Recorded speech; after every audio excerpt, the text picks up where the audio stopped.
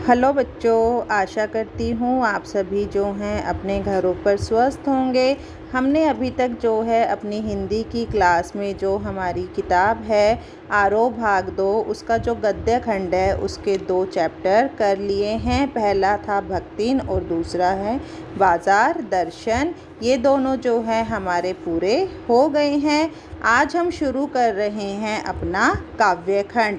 काव्य खंड में बेटा मैं आपको एक बात बता देती हूँ, आपने अपनी 11वीं कक्षा में जो है गद्य खंड के जो लेखक हैं आपने उनका जीवन परिचय याद किया था, परंतु इस बार जो है आपको अपनी 12वीं कक्षा में जो है अपना जो काव्य खंड है, काव्य खंड यानी कि जिसमें कविताएं होती हैं, उन कविताओं के जो कवि हैं, जो रचयिता हैं, उनका जीवन परिचय जो है आपको लर्न करना है। तो आज मैं जो है आपको सबसे पहले जो हमारे कवि हैं श्री हरिवंश राय बच्चन जी, सबसे पहले मैं जो है उनके बारे में आज आपको समझाऊंगी कि हरिवंश राय बच्चन जी का व्यक्तित्व कैसा था और उनकी जो कविता है दिन जल्दी जल्दी ढलता है उसके बारे में हम आगे पढ़ेंगे। सबसे पहले जो है हम अपना कवि परिचय करते हैं। कवि कौन है हमारे? श्री हरिवंश राय बच्चन जी। बच्चन नाम सुनते ही आपके दिमाग में आ रहा होगा अमिताभ बच्चन, ऐश्वर्या राय बच्चन, अभिषेक बच्चन। हाँ जी बेटा, ये जो हैं हरिवंश राय बच्चन जी हैं जो वो अमिताभ बच्चन जी के पिता ही थे। तो अब जो है हम इनके बारे में पढ़ेंगे। श्री हरिवंश राय बच्चन जी जो हैं हालावाद के प्रवर्तक माने गए हैं। हालावाद क्या होता है बेटा? आपको ये वर्ड ऐसा लग रहा होगा जैसे यहाँ पर कुछ और आना है या यहाँ पर इलाहाबाद तो नहीं आना था, ये हालावाद ही है। हालावाद क्या है? साहित्य की एक विशेषता है। हाला का अर्थ होता है मदिरा। हाला कहो या मदिरा कहो, यानी कि जिस समय में हाला को वर्णन का विषय बनाकर कविता की व्याख्या की जाती थी, किसी रचना की व्याख्या की जाती थी, किसी कविता या रचना का निर्माण किया जाता था, तो उसे जो है हालावाद समय कहा जाता था। हाला का समय क्या? हाला का मतलब क्या होता है? मदिरा। यानी कि मदिरा को कवि ने जो है अपने विषय का वर्णन बनाकर, वर्णन का विषय बनाकर जो है यहाँ पर अपनी कविताओं के माध्यम से जो है प्रस्तुत किया है। तो आपको हालावाद का मीनिंग क्लियर हो चुका है। तो श्री हरिवंश राय बच्चन जी जो हैं हालावाद के प्रवर्तक कवि माने जाते हैं। आधुनिक हिंदी साहित्य के इतिहास में इनका महत्वपूर्ण स्थान है। इनका जन्म 21 नवंबर सन 1907 ईस्वी को उत्तर प्रदेश के प्रयाग इलाहाबाद के एक साधारण कायस्थ परिवार में हुआ था। तो आपको 1 मार्क्स के क्वेश्चन में पूछा भी जा सकता है कि हरिवंश राय बच्चन जी का जन्म कब हुआ था? 21 नवंबर 1907 को। कहाँ हुआ था? उत्तर प्रदेश के प्रयाग। प्रयाग कहाँ है? इलाहाबाद में। किस परिवार में हुआ था? कायस्थ परिवार में हुआ था।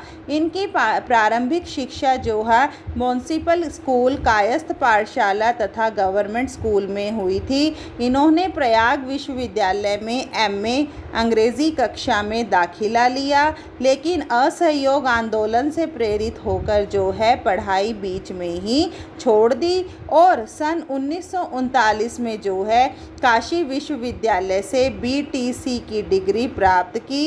एमए की उपाधि प्राप्त करने के बाद जो है ये 1942 से 1952 तक जो है इलाहाबाद विश्वविद्यालय में प्राध्यापक के पद पर कार्यरत रहे। इसके बाद जो है ये इंग्लैंड चले गए थे। वहाँ इन्होंने जो है कैम्ब्रिज विश्वविद्यालय में अंग्रेज़ी विषय में जो है पीएचडी की उपाधि प्राप्त की थी। सन 1955 में जो है भारत सरकार ने इन्हें विदेश मंत्रालय में हिंदी विशेषज्ञ के पद पर नियुक्त किया, जीवन के अंतिम क्षणों तक वे स्वतंत्र लेखन करते रहे और 18 जनवरी 2003 को जो है इन्होंने संसार को छोड़कर चिरनिद्रा में लीन हो गए थे। और क्या है, इन्होंने 10 द्वार के सोपान तक जो है रचना पर इन्हें सरस्वती सम्मान दिया गया। इनकी प्रतिभा और साहित्य सेवा को देखकर जो है भारत सरकार ने इनको पद्म भूषण की उपाधि से अलंकृत किया था, मतलब इनको सुशोभित किया गया था, सम्मानित किया गया था। ये था इनके व्यक्तित्व के बारे में, जीवन के बारे में कि हरिवंश राय बच्चन जी का जीवन कैसा रहा है। अब है उनकी रचनाएं। हरिवंश राय बच्चन जी जो है बहुमुखी प्रतिभा, यानी बहुमुखी होता है बहुत सारी प्रतिभा संपन्न साहित्यकार हैं। उन्होंने अनेक विधाओं पर, विधाएं होता है लेखन की, लेखन का तरीका की सफल लेखनी चलाई है। उनकी प्रमुख रचनाएं निम्नलिखित हैं। क्या है? काव्य संग्रह, कविताएं, काव्य संग्रह यानी कि कविताएं। कविताएं कौन कौन सी हैं? मधुशाला, मधुबाला, मधुकलश, निशा निमंत्रण, एकांत गीत। इसमें से जो है आप अपनी 4 या 5, 3 या 4 जो है आप लर्न कर सकते हैं। पर जैसे जैसे हेडिंग डली हुई है आपको इसी तरीके से लर्न करनी है। जैसे काव्य संग्रह डला हुआ है तो आपको काव्य संग्रह में ही लिखना है। आत्मकथा जो है 4 खंडों में है।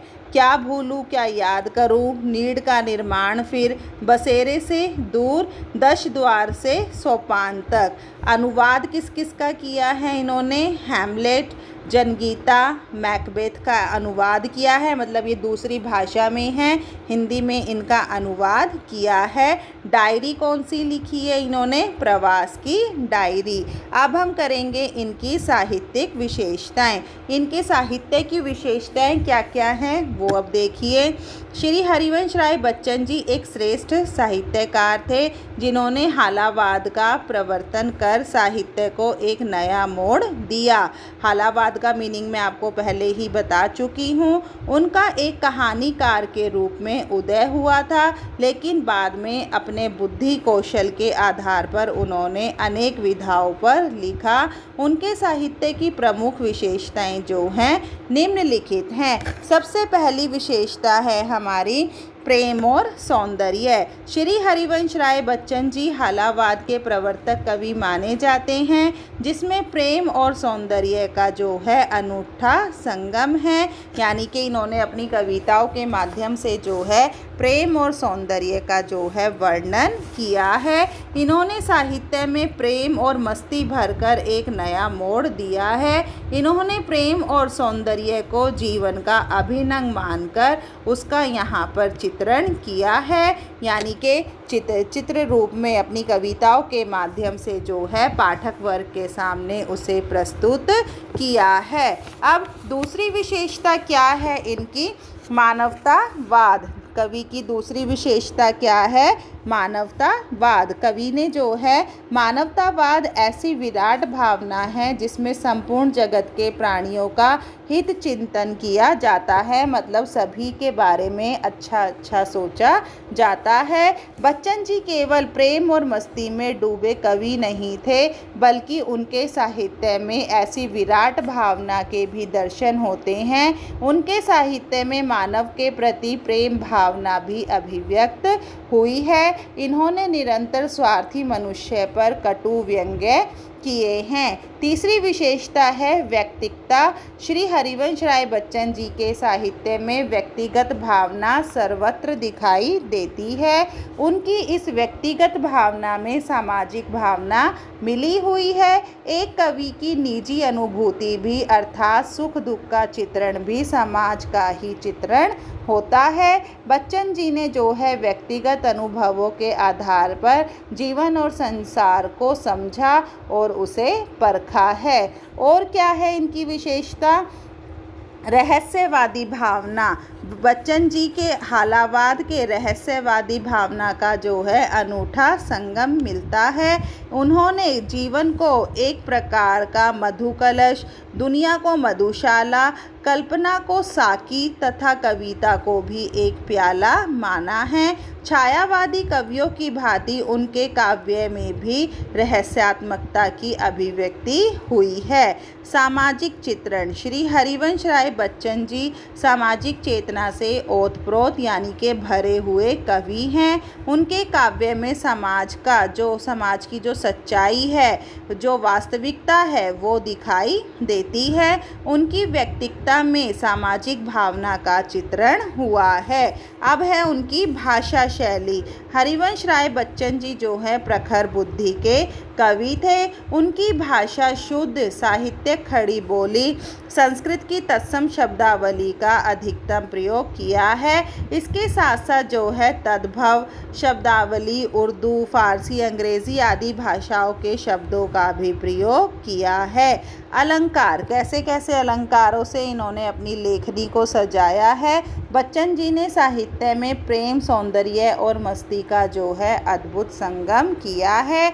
इन्होंने अपने काव्य में शब्दालंकार और अर्थालंकार दोनों का सफल प्रयोग किया है। अलंकारों के प्रयोग में इनके साहित्य में ज़्यादातर जो है ज़्यादा निखार और सौंदर्य पैदा हो गया है। अनुप्रास, यमक, शैलेश, पद, मैत्री, पुनरुक्ति, प्रकाश, उपमा, रूपक जैसे अलंकारों का यहाँ पर सुंदर प्रयोग किया गया है। बिंब योजना, कवि की बिंब योजना जो है अत्यंत सुंदर है। इन्होंने भावानुरूप बिंब योजना की है।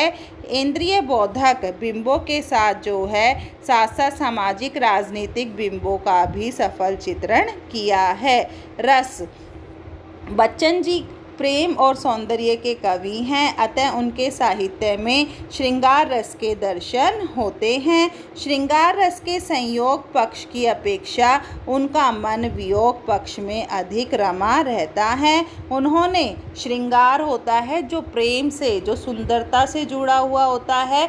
वियोग रस जो होता है वो वियोग पक्ष, मतलब कोई हमसे दूर चला जाए तो जब उसके जाने से जो दुखद अवस्था होती है वो वियोग की अवस्था होती है। उन्होंने वियोग श्रृंगार का जो है सुंदर वर्णन किया है।